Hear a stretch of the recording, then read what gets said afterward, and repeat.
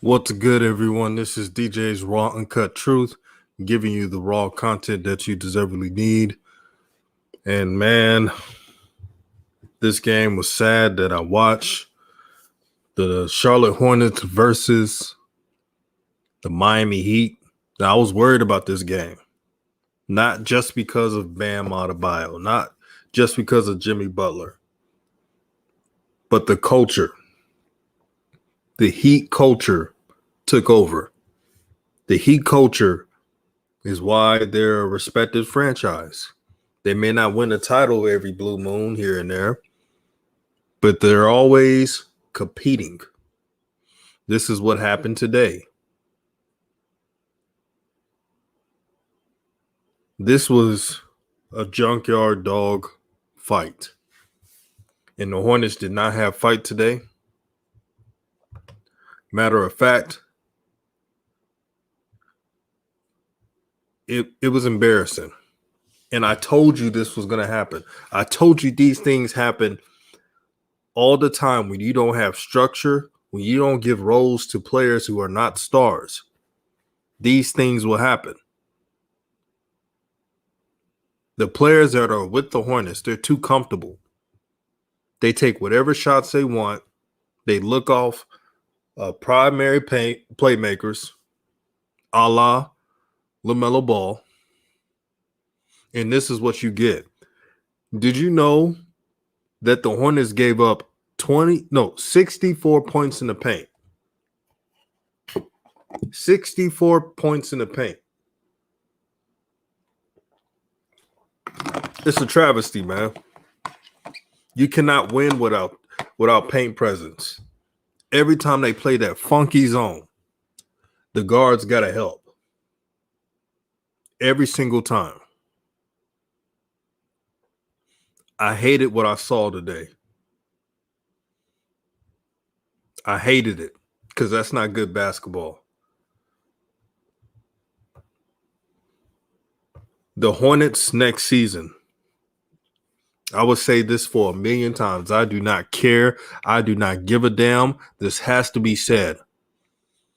They have to restruct the roster next season. They have to restruct the roster to players who do not need the basketball. LaMelo Ball and Devontae Graham does not fit at all. Did you see it? Like, I think the second half, close to the beginning of the second half, it was striking distance. Like, the Hornets could have came back in the game and it was making a run. Then all of a sudden, James Borrego puts in Devontae with LaMelo. I said, oh boy, I knew then. I said, they're not going to win this game. And I was right. You got Devontae Graham, who is a role player, telling LaMelo where to go with the offense and all this bull crap. Look, these players that were playing on the last season's team, there's a reason why they got LaMelo Ball. They didn't win enough games. They didn't make the playoffs. And they got the audacity to tell LaMelo what he should do, what he should not do. Don't give me that. You're a losing team that does not know what structure is like. Shout out to J&J Video. What's good with you, Queen?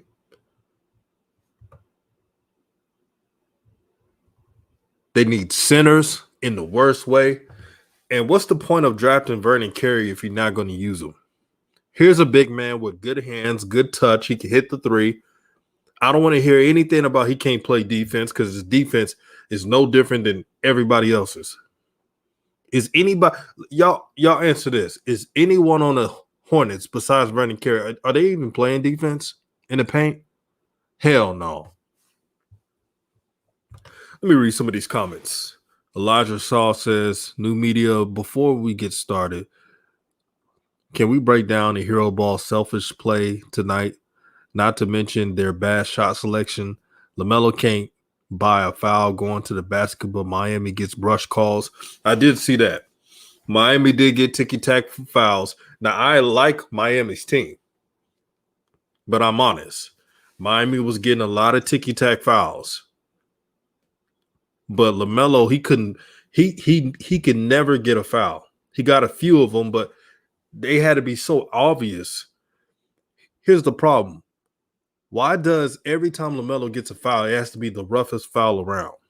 Why can't he get normal fouls? I know he's a rookie, but he doesn't even get regular star rookie calls.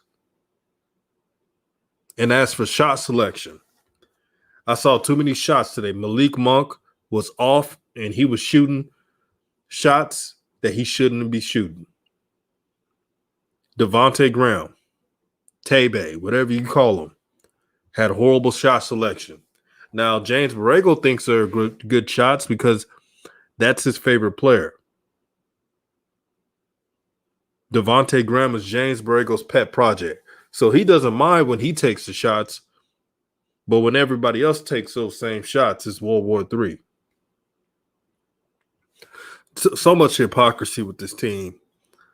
And I know a lot of you listening say, oh, you just defending LaMelo. I know LaMelo was off shooting, but he just came back from a wrist injury. If anything, he should have shot more shots to get in rhythm. But as for James Borrego, one thing I want him to do, I want him to fight for his players, not just his favorites, but the star players, the young star players. Now, one time did I see James Borrego fight for LaMelo, like for a call or yell at the official. I've never seen it this season yet. That tells me a lot if your coach likes you or not. I'm sure he appreciates LaMelo because it's helped his team get to this point. But if you really appreciate him like he appreciated Tebe, you will see him arguing with refs all the time. I've seen other rookies get better calls than LaMelo Ball. It's pathetic that LaMelo can't even get, the top of the line rookie that gets more calls than your average rookies. Those calls, LaMelo doesn't even get that. Elijah Shaw says LaMelo was off on offense, but he made up with defense and assists. Yes, his defense was good. Got a lot of steals. They won't talk about it because they gave up 64 points in the paint thanks to the front court. The front court was horrible. It was terrible. Brett Law says the one dislike from ESPN intern, holy shit, slap the like button, family. On a winning streak. Yeah, hit the like button. Support the channel any way you can. This is new media. This is a family. Uh-oh. This brother said, I was at the game, no team basketball. No team basketball at all. And brother, everything we talked about on new media, you saw it, didn't you? You saw what we were talking about. You can't win championships in the future by playing that way. Oh, we got to take turns. That's what it looks like. It looks like, oh, we're not trying to ruffle any feathers. We're trying to take turns. Hell no. You drafted LaMelo Ball to be a point guard. Let me repeat that. You drafted LaMelo Ball to be a point guard. Why in the hell in the second half he's playing off guard? Literally, in the second half, he barely played point guard. Did y'all see in the first half, LaMelo had 10 straight points like that? All of a sudden, James Borrego and his posse slowed the pace down, playing to Miami's hands, and look what happened.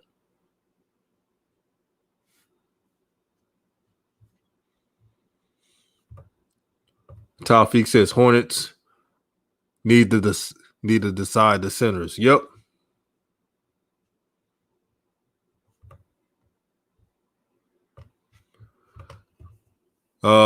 Big Spell 1 says The Hornets are too small to run zone. JB can at least change it up on defensive looks. JB runs a straight 2-3 zone. One thing I learned from high school, all of us, from middle school, high school, and some of you who played in college basketball, you cannot play a zone. If you do not have a big team, you have no business playing zone. If you don't have wingspan, you don't have to be the tallest team, but if you don't have wingspan and reach, you have no business playing zone. And I'm going to say something that's going to turn your heads up, and I know you're going to understand when I say this. I truly believe that James Borrego plays the zone to hide Devontae Graham's defensive inefficiencies. I truly believe that. Nothing will ever have me change my thought on that. Ever. J&J Video says, yeah, Tebe pissed me off so much. He looked off Melo off so much. Yeah, I saw that too. And he messed up LaMelo's rhythm in the second half. Because LaMelo was cooking in the first half. Kept him in striking distance. All of a sudden, LaMelo had 2 rookie turnovers. You know, you're a rookie. You're going to turn over the ball here and there. That's what it is.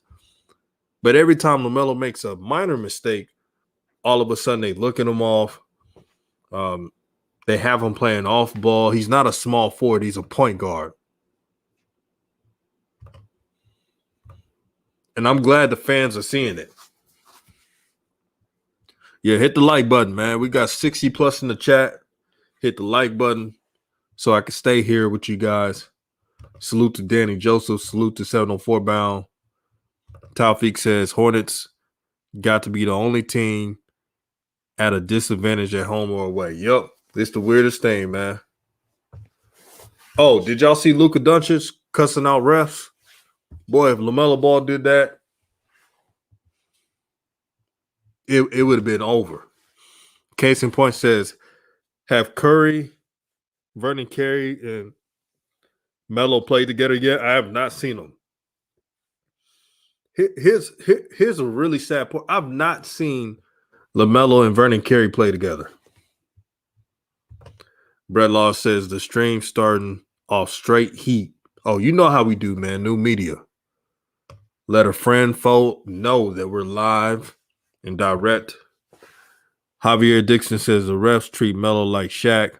Straight up nonsense. Yep. This dude is getting hit. Did y'all see Jimmy Butler use his full shoulder on LaMelo and they called a foul on him? That's pathetic, man. He purposely used his shoulder to hit LaMelo to get a bucket, and they call a foul on him. And we all know LaMelo was off. And one thing I like about these streams, we talked about the Hornets problem, but we did mention LaMelo's off, but we told you why. His scoring was a little off. Like his playmaking was there. I like the fact that LaMelo was attacking the basket. When your 3-point shot is not there, you attack. And I seen that from LaMelo. Now, I just want the officials to call the damn fouls. Call the fouls. Stevenson says Bismack is no threat. That's why the paint is wide open. Zeller is even worse on defense. Yep. But you don't want to play Vernon Carey. Dre in the NBA, shout out to you, man. Subscribe to his channel. He says, every time I see a Martin twin start, I know there's going to be some bullshit. Yep. The Martin twin, I think it's Caleb. He starts because like I said, he's James Borrego's one of his little pets. So he's the one that lets everyone know he's going to run it that way. JB runs it that way. That's why you don't see McDaniel starting. Brett Law says, facts, DJ. I lost money on the Hornets tonight. I should be asleep. I got work early, but I'm too pissed. Well, at least you staying up with us. Says yes. No one's gonna talk about Tebe stayed in for the third quarter. Yep. Getting them little pointless stats.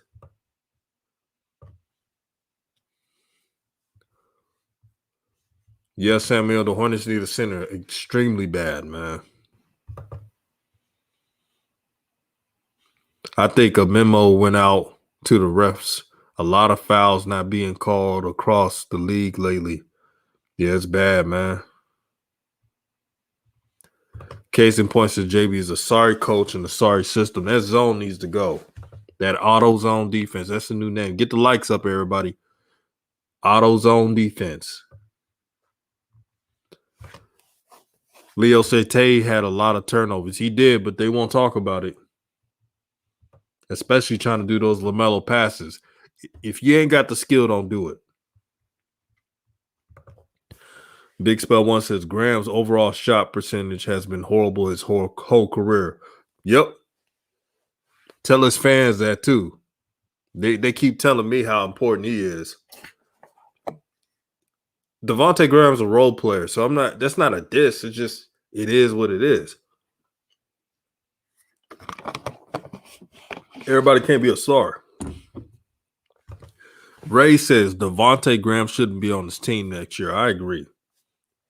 I don't want him on this team. I don't want any favorites, any teachers' pets on this team. So no Devontae Graham, no twins, Martin twins. And I wish Gordon Hayward would go, but they're not getting rid of him. So they just got to deal with it. I'm telling you right now, LaMelo Ball playing off ball doesn't look right. And you won't see the best of his career if they keep having players having them play like a small forward. I don't like to see that. Jaheim, he said they play zone because of Graham. Absolutely. He gets lost in the shuffle. He's short. And Miami was attacking that zone all night. He told Robinson and those shooters, Devontae Graham can't defend it and he's short. Shoot over him. And that's what they did. Brother says, don't think Devontae likes LaMelo. They keep saying they like each other. I don't know, man. When you have somebody looking you off all the time, he probably likes LaMelo off the court, but on the court, I can't see it. Because he makes it obvious. Like Devontae Graham doesn't even hide the fact that he looks off LaMelo. He just does it. And he gets away with it because JB lets him do it.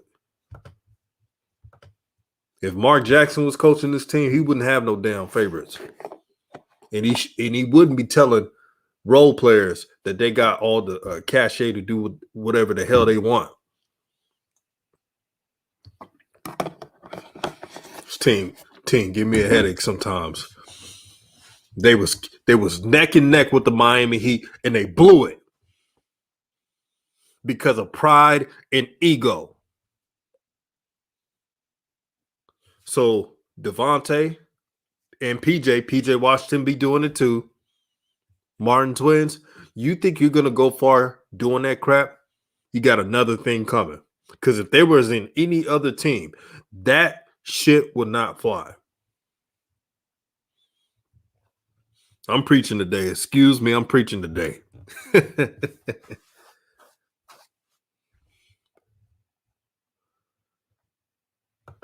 I got a Cash App donation.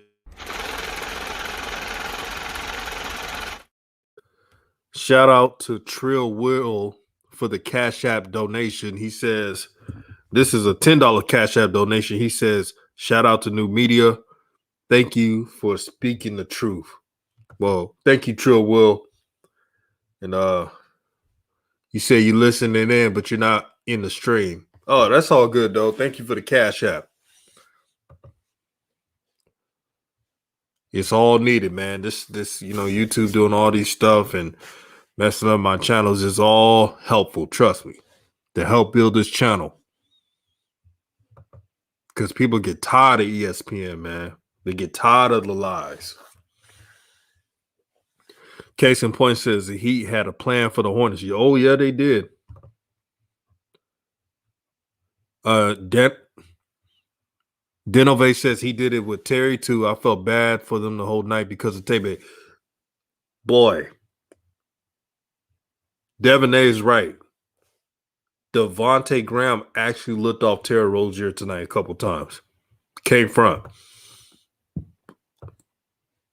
Because at least you see the reason why we never get on Terry Rozier, because Terry Rozier will at times give the ball to LaMelo. If he doesn't give the ball to LaMelo, it's in a good place. Terry just wants to score. It's not like he looks off LaMelo. The culprits of looking off LaMelo is Devontae, you already know that, Twins, PJ sometimes, and Gordon Hayward. You know Gordon Hayward definitely does it. Javier says JB and his favorites are the common denominator at home and away games. Exactly. I don't want that. It's bad energy, man. I don't want to sound like I'm the only one seeing it, but it's bad energy. And I'm not liking the energy I'm feeling with, James Borrego in his like pet projects, man. Like for real. It's not pure. It's not wholesome, man. I don't get a good vibe at all because everybody wants to do what they want to do. They don't want to win. They don't want to do what it takes to win. They want to be the man. They want to be talked about. And I'm sure they get jealous when LaMelo has a highlight and they go in the second half and now they have LaMelo in the corner. You let a freaking miniature point guard who is not a star, by the way, waving them off. That would never happen with good teams. Now, this is a different scenario, and this is a different type of player. But could you imagine Devontae Graham playing for the Lakers and he waves off AD or LeBron? Now, we know those players are super elite, but I'm just giving an example. Can you imagine if he tried to do that even one time? His ass is on the bench. KJB says they need to stop giving up on the game so early. There was a 6-minute mark in the fourth. Yep. Oh, you already know it. The usual suspects. You already know who it was. They gave up. When their shots weren't falling, they gave up. They said a Martin Twin tweak his ankle. Well, I hope his ankle heals up. We don't want to see that from any player. I hope he heals up and gets ready to go. Matt says peer mismanagement of young player minutes. Get rid of everybody over 27 except for Rozier this summer. I agree with you. Get rid of the old heads. Get rid of the favorites.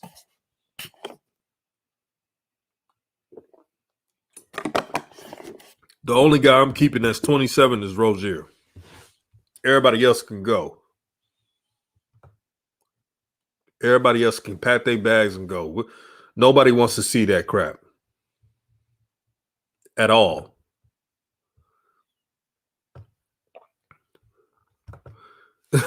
Big Body Gaming says Devontae Graham is a Dollar Tree Jordan Clarkson. Yeah, he's up there with that, bro. Jaheim says some people on the team trying to copy LaMelo. I see that, and that's what leads to turnovers. If you don't have the skill, leave it alone. It's not worth it. Uh-oh, we got another one.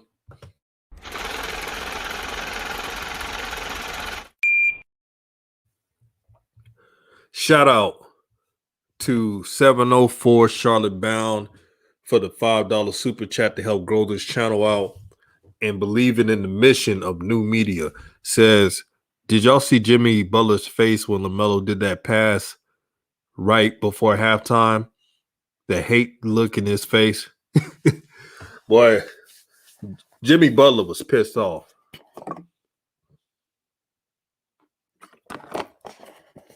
Also, before I read some of these other comments, I want to say prayers to Tyrese Halliburton, a talented rookie in a talented class. He had an injury. I hope he's okay. Make sure to pray for Halliburton that he heals up. I'm so happy for the 2020 rookie class because they proved the doubters wrong when everybody said it was a trash class. And I know why they did it. Once they saw LaMelo was a top 5 pick, all of a sudden they said this class was trash. And I told folks, this class is really good. Don't let the pandemic fool you. If the pandemic didn't happen, we would have had March Madness and then the players would have been evaluated better.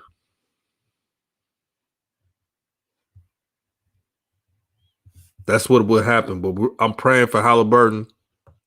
He showed all the doubters wrong. And I love what the Knicks are doing, but the Knicks should have had gotten Halliburton. Because Obi Toppin, man, I don't see it in him. I don't see it at Obi Toppin at all. Maybe he would be a late bloomer. I just don't see it. Lakers for the win says, yo, DJ, have you ever seen that highlight? Oh, yeah. If JB keeps on his mission of letting the team disrespect LaMelo, running for the L, yeah, he keeps doing it, man. He keeps doing it. Thank you for that, Brett Law. The Cash App is right here for those who want to donate to the Cash App. Thank you, my brother. Shout out to Brett Law. He from Canada. Lakers for the win says Jordan LeBron playing chess, not checkers. I think the Lakers will be fine, man. I don't think the Lakers care about playoff seeding. That's why I'm not like really panicking. Martinez Crump says, facts. Let the young fellas play and build chemistry. Bridges is here to go. To Hayward almost stunted his growth. Yeah, the Gordon Hayward injury was a blessing in disguise because people got to see that Miles Bridges is really that dude. But that was Jordan's ego. That wasn't on Mitch Kupchak. Mitch Kupchak wanted young players to contribute to what they already had. But Jordan, he wanted to get his guy. He'd been wanting to get Gordon Hayward since he played at freaking Butler in Utah. Now I'm going to play an interview by James Borrego. JB, Lil JB, like Coach used to say. And shout out to the OG Coach Joe. Lakers for the win said, that's right. Say it again. Oh, yeah. The Lakers going to be just fine, man. That's the media, man. Look, you got LeBron posting about pop culture stuff. You think he really stressing about the playoffs? A lot of these teams can't match with them in the playoffs. I don't think he's worried about it. They're coasting. If they get out of the playoffs, then I'll worry. But he'll be good. I'm not worried about the Lakers one bit. That's why I stopped listening to ESPN. ESPN will make you believe in stuff that's not true. And I'm not gonna fall for that ESPN trap. Talking about, the Lakers are over. No. They'll be just fine. Lakers for the win says Jordan's ego. Yeah, Jordan got a big ego, man. He don't want to. He doesn't want to admit that he's wrong. So that's why they're going to keep Gordon Hayward. That's sad that they're going to keep Gordon Hayward not because he's elite, because he's not, because they don't want to be wrong on a choice they made.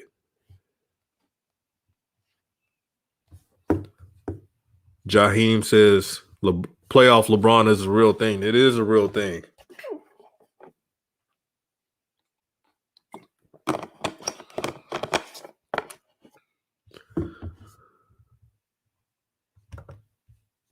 Shout out to SC Based for the $5 super chat to help grow the nation. And you know I got to support you with this.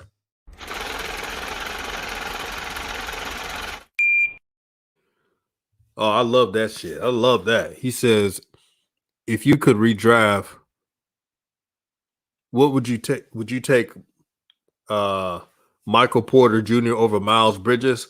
Respectfully, I love the game of Miles Bridges, but I will have to take Michael Porter Jr. first. Michael Porter Jr. has a unique scoring ability. That's just, he hasn't even hit close to his potential.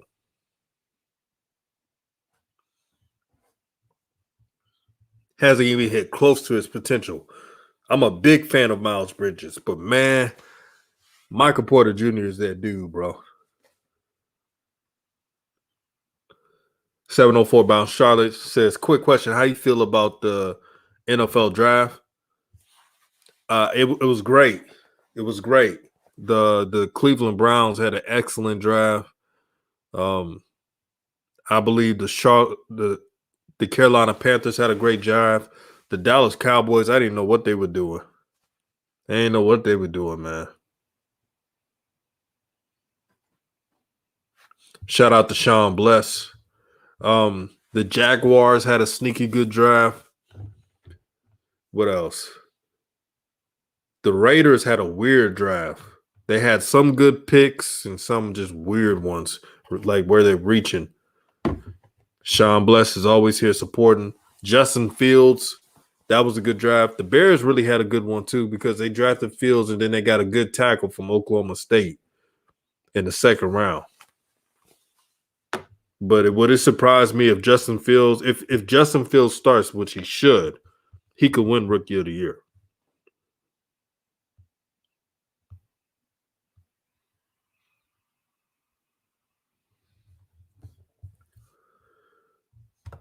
Let me see. The Jets had a sneaky draft.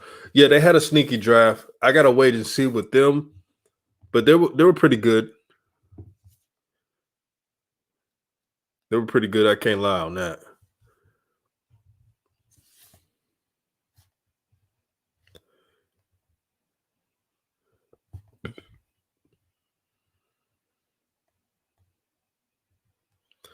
Trying to look for the interview. So this is Terry Rozier, and this I got this audio clip from the Hornets main site.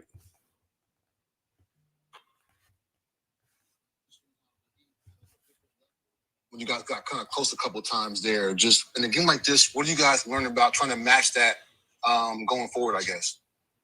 The team that's more physical always, I feel, is going to have a better edge.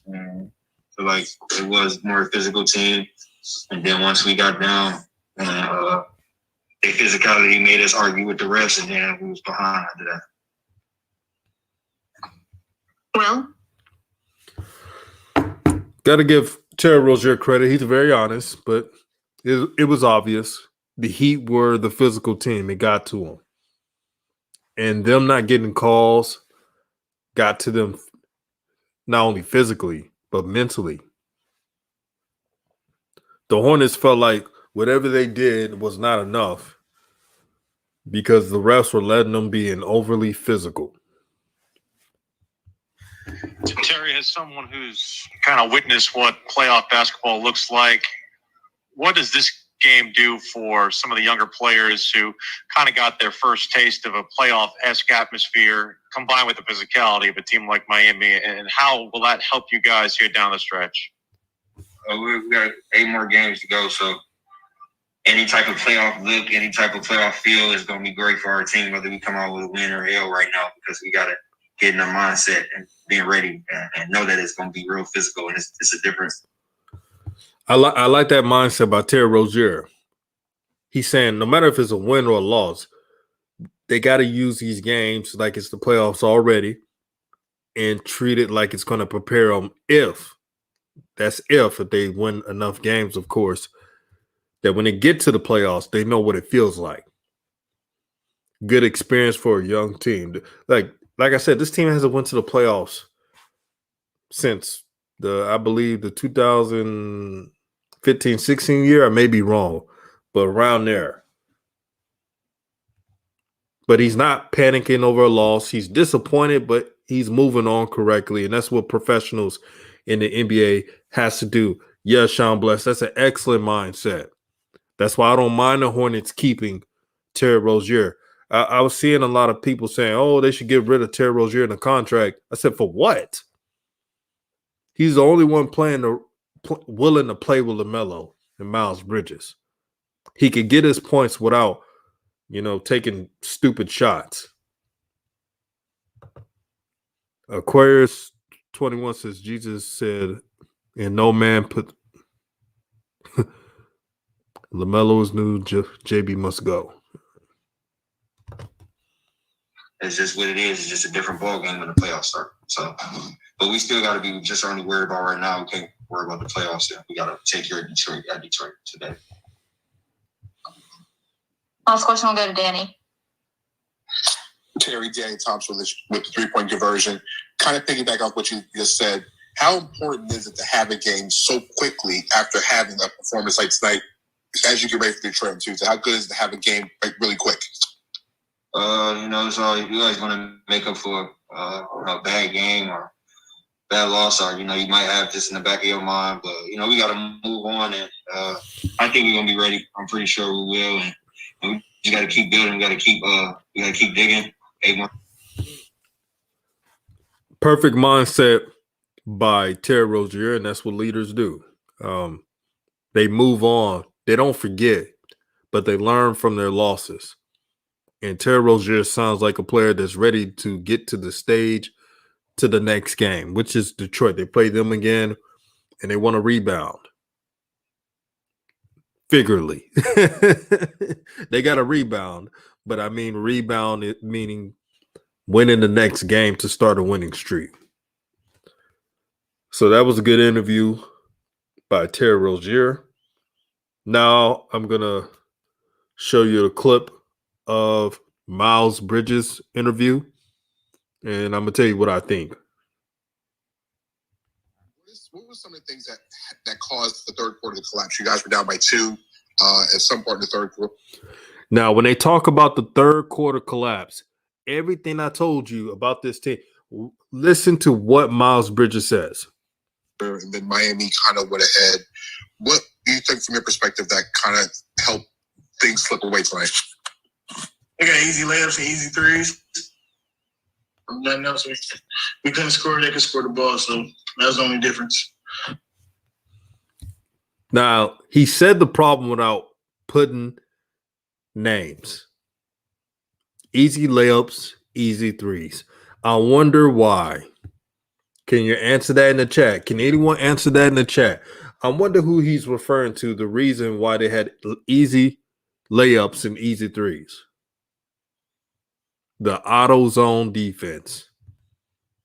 This was a perfect game to go man to man, because even if Bam Adebayo had 20 plus points, you'd rather him get 20 plus points than have it where he gets 20 plus points and the whole team is shooting threes. You rather trade 2s for 3s any day. Any day. But JB couldn't help himself. He didn't want to be disciplined. He didn't want to play man to man, and that's why they got their butts whooped by Miami.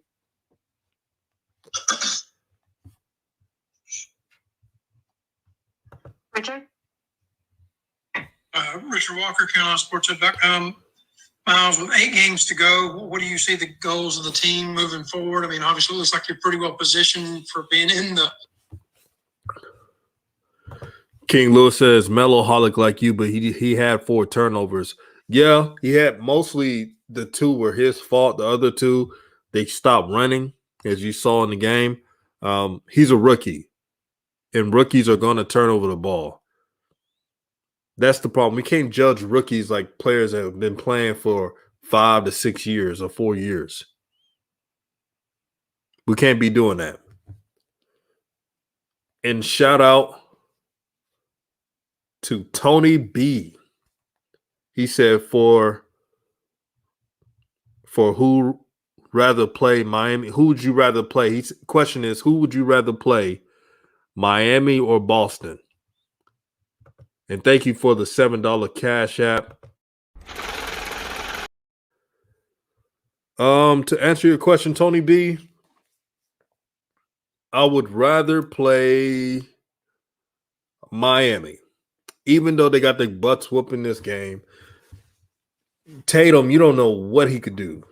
If he could have another game scoring 60 a game in the playoffs. You don't want to deal with that. So you'd rather deal with Miami.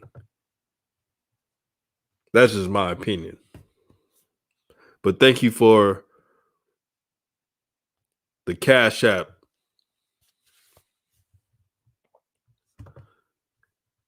Crump says we're more physical when Devontae doesn't play. Iron Man Bridges must get his touches. Yeah, Miles Bridges need increasing touches. Kami Fahu says, remember DJ when they was having trouble sticking to the zone in the third to guys that were confused, so it should have been better playing off man. Yep, we've been saying it. Better off playing man. Sean Bless agrees with me. Boston.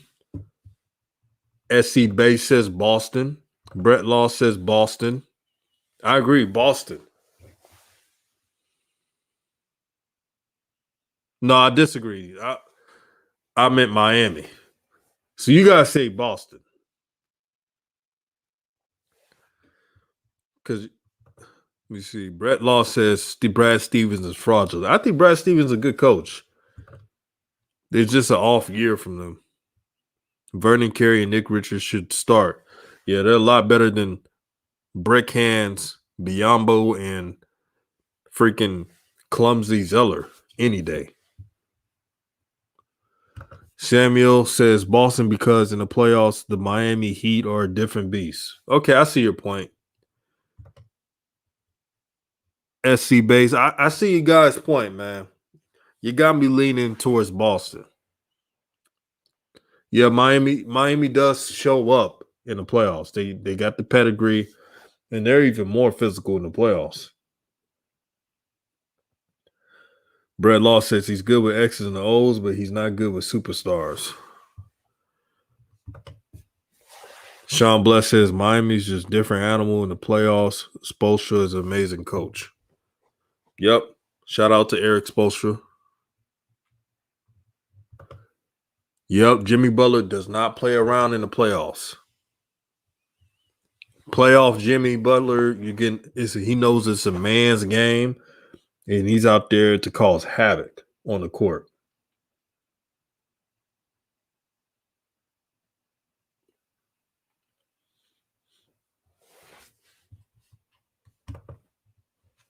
Brett Law said, that's why I love DJ. He takes our points of views and doesn't get salty. My Canadian brother. My Canadian brother. But yeah, it's amazing with new media. We got people all over the world. We got Brett Law from Canada. We got Sean Bless is from Canada. We got some people from Europe. We got some people from Australia. You got some people all over the world. But you guys could disagree with me if we can have a discussion. And that's why it's so cool what we do here in New Media. It's fun doing these shows, man. It's very fun, and I like the engagement, man. I love it. Not like, but love it. Aquarius 21 says, watch out for the Wizards. Yeah, they coming, man. They coming. King Lewis says, like LaMelo said, he is not a pass-first point guard. He's just gifted at it, and that's what he do. Yeah, I always said LaMelo Ball is an overall point guard. Now, the Hornets are trying to turn LaMelo into a pass-first point guard. They're clearly trying to do that because they're trying to appease everybody. That's why they doing that spot duty crap that I'm not liking on that court. You drafted LaMelo third overall because you wanted him to change the franchise. You didn't draft him third overall to be like everybody else. That's not the right way to develop your young players. Play-in tournament, but if this loss makes it hard to kind of get in the top six. Where are you weighing on that moving forward? take it one game at a time. Just worry about our next game. That's the most important game. That's all we can do. Playing tournament or not, the Hornets and Miles Bridges, they know where they're at. They know they're not talent-wise up there with the Miamis and those elite teams. They're not. They know this. That's why it doesn't matter to them. Yeah, they would love to be the 6th seed right now, but if they're not, then they got to tough it out like everybody else. Well, Miles, how does this game kind of serve as a barometer for how physical teams that you're going to see in the playoffs are going to be? Shit. I mean, this team was in the finals last year. They know what it's like to be in the playoffs. Mostly everybody on the team don't know how to be in the playoffs besides Gordon, Terry, Big Cody Zeller. So, yeah, I mean, they played more physical than us today, and it showed. And brothers and sisters, what did I say about late April in the month of May? It is the toughest time in the regular season. Why? Because it's money time. It's winning time. And people are trying to make the playoffs. They're trying to go to the playoffs. This is a man's game. This is the NBFA. This is not a league for weaklings. It's a man game. And the most aggressive team will always win. That's why Miami went to the finals. Miami punked a lot of teams to get there. In their mind, they know they're the aggressor. They know they're the more physical team. Aquarius 21, LaMelo should start the game more aggressive. I agree. Got to turn it up a notch. Can't allow this team to handicap him and to make him to a player he's not.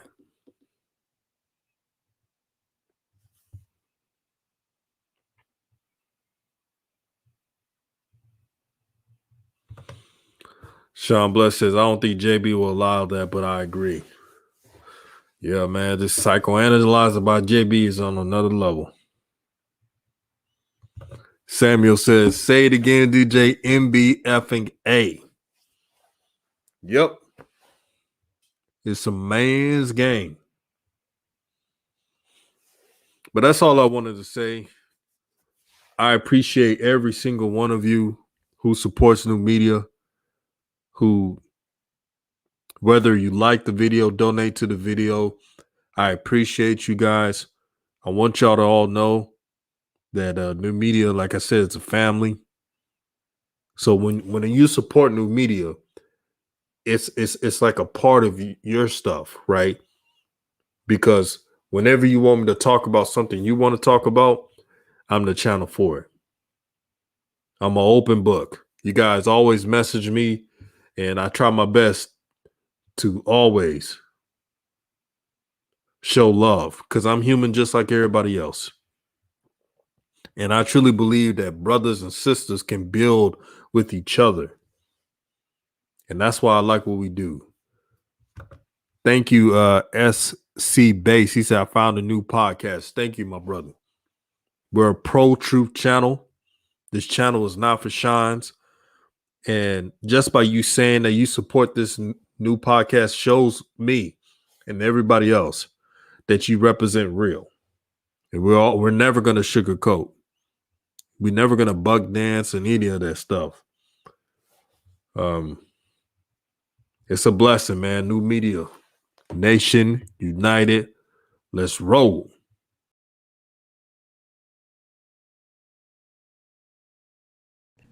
Let me tell you something.